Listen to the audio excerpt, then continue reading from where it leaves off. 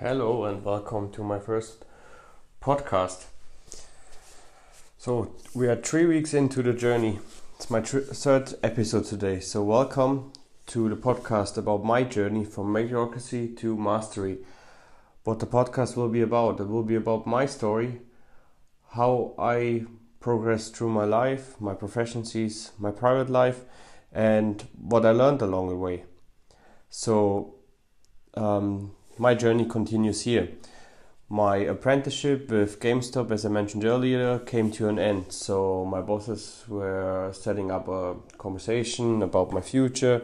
What the future will bring for me, what the future will bring for us as a corporation, as a company, as an employer, as an employee.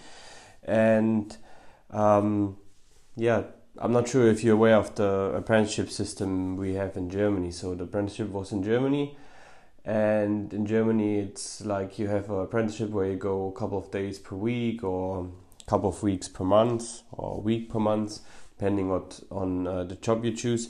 You go to a school where you get normal lectures like in school or in college, and you learn things about economies, accounting.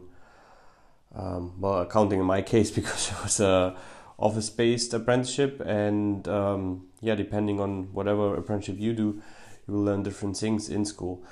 But the majority of the time you will spend in the office. So that part came to an end. I finished my exams, so we waited on getting the results back, and we setting up that conversation, and I wasn't really sure what I wanted to do. So when I done the apprenticeship, it was obviously clear that I want to stay with the company and I want to be there for a longer period of time. But I wasn't sure how to progress, what the next steps will be to kind of prepare myself and generate the skills and the knowledge I will need to progress through a career which is more than booking invoices, filing papers, creating budgets and forecasts. So I thought about it, and my boss told me at the time as well that he knows that I can do more than I do currently. So he had more belief in me than ultimately I had in myself at the time.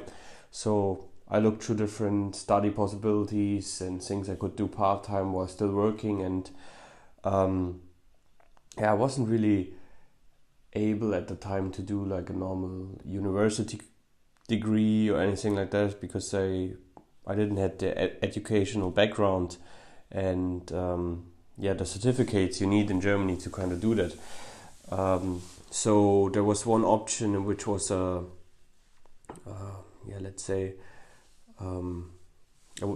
degree which I received was called Bachelor Professional of Business, which was from a work education school. So it wasn't a college, and it was mainly on Friday evening, Saturdays, so almost full day Saturdays, and I think we had 3 or 4. It was over a period of time, was over 2 years. We had also a few full weeks of school. So I decided to do that then, which was kind of cool. So we had the conversation. They said like, I have those and those options. They said like, would you like to do that? So I said like, I think that's something where I can increase my knowledge, gain more knowledge in areas where I'm a little bit weak right now, and broaden my area of expertise as well. So I'd be able to do, when I do analysis for different areas, I'm not kind of preparing numbers to a nice file, but I'll also be able to give advice in a professional manner and in a way where other departments will also benefit from the knowledge I have built during that course. So that was decided, and then I will do that. We get kind of the information materials in from the education provider, and along the way another colleague also seen that I'm gonna start in that school, so he decided for himself kind of, well, why shouldn't he do something else as well? So he kind of got, I think, inspired from that I'm here quite new. I was an apprentice. I done like filing in the beginning. I got more advanced possibilities and responsibilities as well. So he was inspired and also thought, well, let's see if he's gonna be able to do that, and he's here quite new and I'm here a couple of years longer. Why shouldn't I be able to do it? So I think it wasn't meant in a bad way, why it may sound, but I think he was inspired to kind of reach for something bigger as well.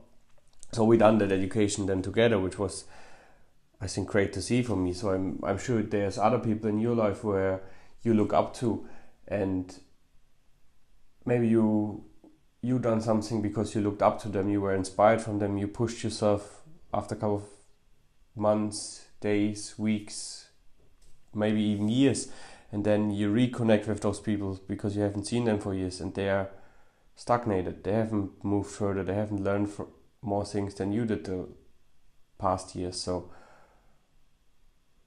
if we look up to someone today but we put in the work and they stagnate and they don't do anything anymore, we can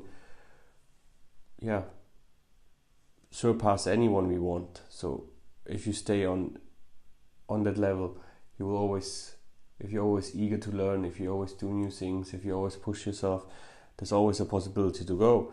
And from that degree I done back then in part-time, I learned a lot from it. So as I said, it wasn't a college in that conventional sense, but we went to school. There was a lot of other students as well, which came from different areas. We had even soldiers there, so they came from the military and done studies there, from different areas, different industries. But the interesting part was as well, because it was Friday evenings, Saturday mornings, or a couple of full-time weeks. It wasn't like professors or doctors or like the normal tutors you would expect in like a college or something like that. They were normal full-time workers, maybe from a revenue department, the IRS, or whatever those services are called in the country where you're listening from.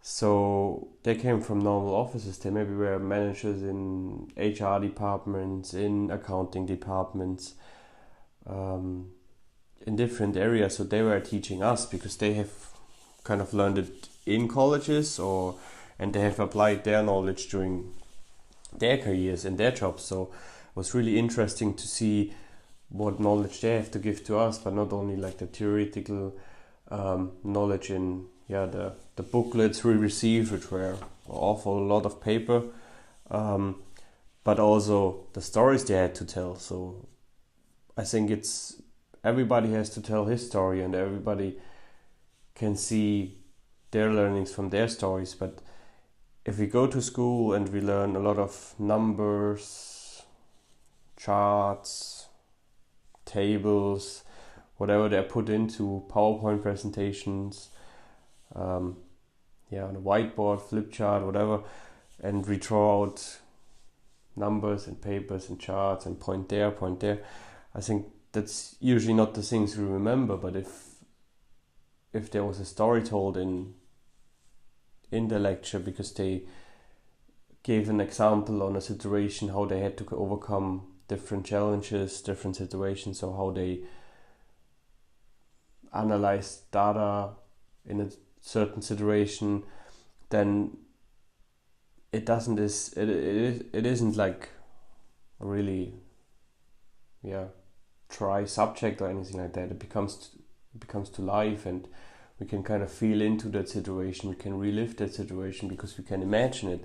We can see the story maybe with our own eyes, and those stories is something we will keep in our minds. It's not the pure knowledge we build, it's the stories around it, and how we learned those different things. So what I want to say you with this episode is there's always a story to tell. So you can learn a lot of new things, but if you don't listen to others and the stories they have to tell, I don't think we will always or ever remember all the things we have learned. So tell your story, listen to the stories others have to tell.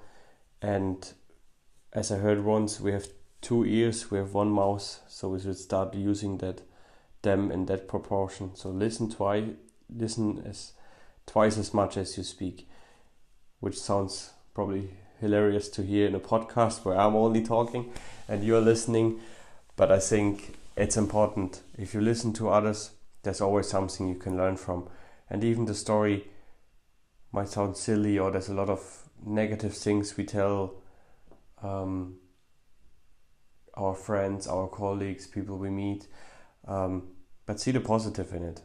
And we can always learn something from any situation. Tell your story, listen to other people's stories, and together we can form a better world. Until next time, thank you.